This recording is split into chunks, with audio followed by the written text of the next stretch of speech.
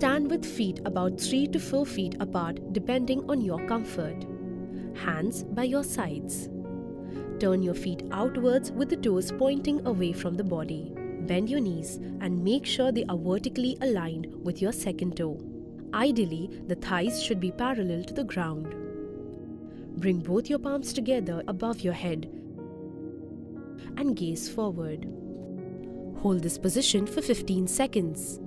Breathe normally and deeply in this position.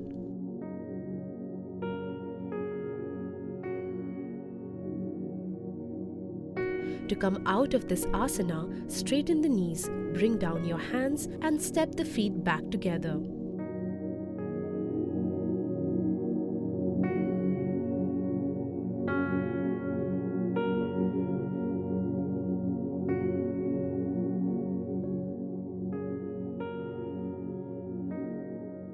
Keep the weight equally on both the side and inside of the feet.